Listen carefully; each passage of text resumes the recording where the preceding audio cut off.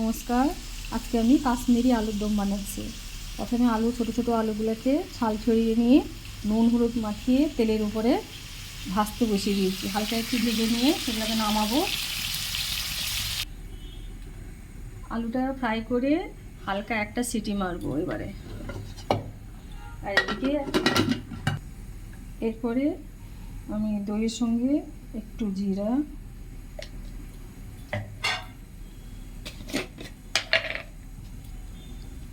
একটু ধনে, একটু আদা, অনেকটা আলু তো এই জন্য একটু বেশি বেশি করে দিতে হচ্ছে।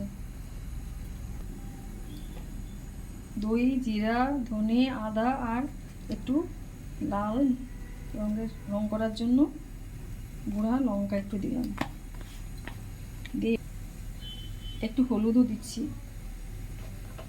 দিয়ে সবগুলোকে একসঙ্গে ফেটিয়ে নিচ্ছি।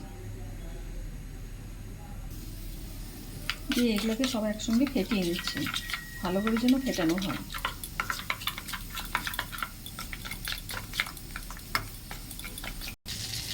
এরপরে যেই তেল দিয়ে আলুটা ভাজছিলাম সেই তেলের উপরে একটা শুকনো লঙ্কা আর কিছু গরম মশলা, এলাচ, কাঁচকলা আর আপনার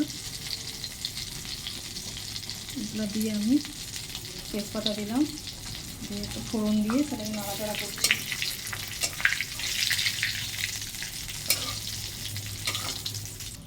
আজকে বৃহস্পতিবার না, তার জন্য আমি নিরামিষ বানাচ্ছি।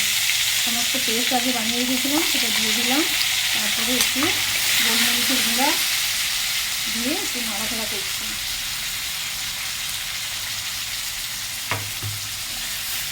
আর যদি সমস্ত দই, ধনে গুঁড়া, জিরা গুঁড়া, আদা, কাশ্মীরি লাল, এরপরে মশলাগুলো কষে ভালো করে একটু তেল ছাড়া ছাড়া হয়ে গেলে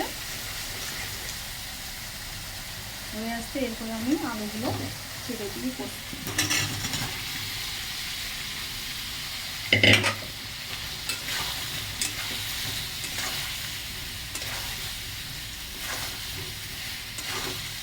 আমি আর কাজু বাদামের পেস্ট দিলাম না, একটা দুধের প্যাকেট ছিল ওটাই দিয়ে দিচ্ছি। ভাজার সময় নুন দেওয়া ছিল না, আলুটা ভাজতে যখন তখন নুন দেওয়া ছিল, তার জন্য হালকা একটু নুন দিয়ে দিচ্ছি। এটা নাড়াচাড়া করার পরে সেদ্ধ হওয়ার জন্য একটু জল দেবো।